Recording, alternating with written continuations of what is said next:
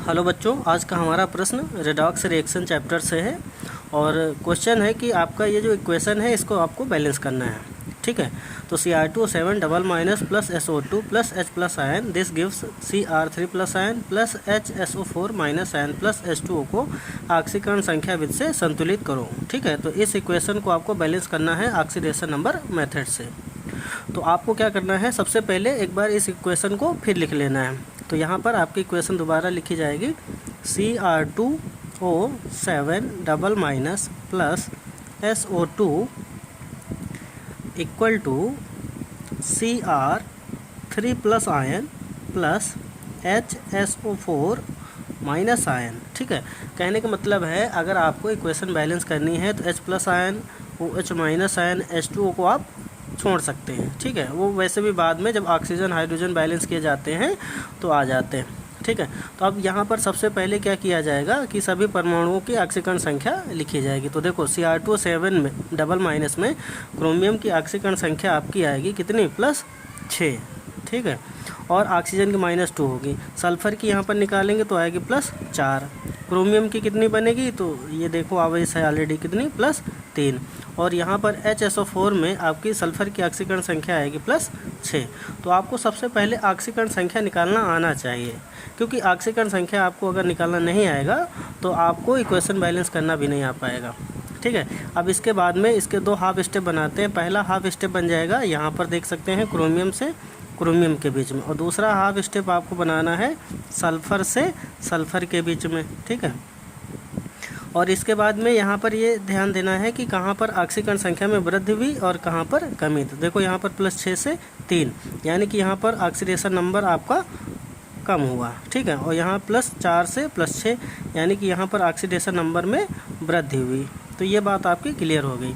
अब इसके बाद में हम लोग क्या करते हैं कि जिसका ऑक्सीकरण या अपचयन हुआ था उसको बैलेंस करते हैं। ठीक है, तो यहाँ पर देखो 2 क्रोमियम है, यहाँ पर आपका 1 क्रोमियम है, तो हम लोग यहाँ पर भी 2 ऐड कर देंगे। और इसके बाद में अगर यहाँ पर सल्फ़र की बात करी जाए तो देखो सल्फ़र 1 है, यहाँ पर भी सल्फ़र 1 है, मतलब सल्फ़र में आपको गुणा करने की ज़रूरत नहीं पड़ेगी। अब इसके बाद में क्या करना है, अब ध्यान देना है कि कितने का आपका ऑक्सीडेशन नंबर इंक्रीज हुआ या कितने का डिक्रीज हुआ। तो यहाँ पर 1 क्रोमियम के सापेक्ष कितने की, 6 की, तो 2 हैं तो 12 है ना। और यहाँ पर 1 क्रोमियम के सापेक्ष 3 की, तो 2 हैं तो 6। तो यहाँ पर हम क्या कर सकते हैं, लिख सकते हैं। तो लिख सकते हैं, तो यहाँ पर क्या लिखा जाएगा, यहाँ पर लिख सकते हैं 12 माइनस 6 बराबर 6। यानी फाइनली हम बोल सकते हैं कि कमी कितने की हुई, 6 की। और यहाँ पर देखो +4 से +6, यानी कि वृद्धि हो रही है कितने की, 2 की। ठीक है, तो हम लोग यहाँ पर 2 ऐड कर देंगे। अब इसके बाद में 2 से कट कर देंगे, तो यहाँ पर कितना, 3, यहाँ पर 1। अब आवेश को संतुलित किया जाएगा, और आवेश को संतुलित करने के लिए हम लोग क्या करेंगे, क्रॉस मल्टीप्लाई। ठीक है, तो यहाँ पर देखो इसमें हो रही ना 3 की कमी और इसमें हो रही है 1 की वृद्धि, तो हम लोग 3 का गुणा करेंगे इसके साथ, मतलब ये वाला जो इक्वेशन है आपका SO2 और HSO4 के साथ 3 का गुणा, और Cr2 के साथ जो भी है ना वो आपका 1 के साथ गुणा करके लिखा जाएगा। तो हम लोग यहाँ पर एक बार इक्वेशन लिखते हैं, तो ये आपकी हो जाएगी अगले स्टेप में equation Cr2O7 double minus plus 3SO2, ठीक है, equal to 2Cr3 plus ion plus 3HSO4 minus ion. ठीक है, ये हो जाएगा आपका अगला स्टेप। अब इसके बाद में आपको हाइड्रोजन और ऑक्सीजन को छोड़कर बाकी परमाणुओं को संतुलित करना है। ठीक है, तो देखो यहाँ पर 2 क्रोमियम है ऑलरेडी, यहाँ पर भी 2 क्रोमियम है, 3 सल्फ़र यहाँ पर हैं, 3 सल्फ़र यहाँ पर हैं। ठीक है, यानी कि आपके क्रोमियम और सल्फ़र ऑलरेडी बराबर हैं। तो अब आपको ऑक्सीजन बैलेंस करना है। तो ऑक्सीजन बैलेंस करने के लिए आप क्या करो, पहले काउंट करो कि बाईं तरफ कितने ऑक्सीजन है और फिर दाहिनी तरफ कितने ऑक्सीजन है। देखो 7 यहाँ पर हैं और 3 दूना 6, यानी कि 13 हैं आपके बाईं तरफ, और दाहिनी तरफ कितने हैं, 4 3 12। ठीक है, तो 12 आपके ऑक्सीजन हैं दाहिनी तरफ और 13 हैं आपके बाईं तरफ ऑक्सीजन। तो हम लोग क्या करेंगे, एक ऑक्सीजन इधर कम है तो हम लोग यहाँ पर एक H2O जोड़ देंगे। ठीक है, तो एक H2O यहाँ पर जोड़ दिया जाएगा। ठीक है, अब इस तरीके से देखा जाए तो ऑक्सीजन आपके बराबर हो चुके हैं। अब बात करी जाए हाइड्रोजन की, तो हाइड्रोजन यहाँ पर देखो कितने हैं, 2 ये हैं, 3 ये, यानी कि कितने हाइड्रोजन बढ़े, 5 दाहिनी तरफ। तो हम लोग हाइड्रोजन को बैलेंस करने के लिए H+ जोड़ते हैं, ठीक है, वो भी जिधर कम हो। तो देखो 3 यहाँ पर हाइड्रोजन, 2 यहाँ, तो मतलब 5 हाइड्रोजन दाहिनी तरफ है अभिक्रिया के, तो हम लोग 5H+ बाईं तरफ जोड़ देंगे, क्योंकि अभिक्रिया वैसे भी देख सकते हैं H+ माध्यम में, यानी कि अम्लीय माध्यम में बैलेंस करनी है, ठीक है।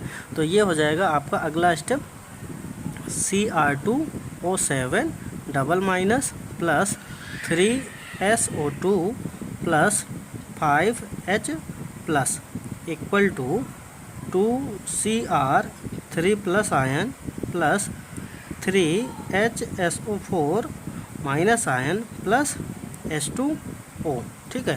तो ये आपको इक्वेशन लास्ट में मिल जाएगी और यही आपकी इक्वेशन बैलेंस इक्वेशन होगी। अब एक बार इसको चेक कर लेते हैं कि आखिर में जितना आपका मटेरियल यानी जितने परमाणु या आवेश बाईं तरफ है उतना दाहिनी तरफ है कि नहीं है, ठीक है। देखो यहाँ पर 2 क्रोमियम के परमाणु, यहाँ पर 2 क्रोमियम के परमाणु ऑलरेडी, ठीक है, 3 सल्फर के परमाणु यहाँ पर, और देख सकते हैं यहाँ पर भी 3 सल्फर के परमाणु हैं। अब ऑक्सीजन की बात करते हैं, 3 दूना 6 और ये आपके 7 यानी कि 13।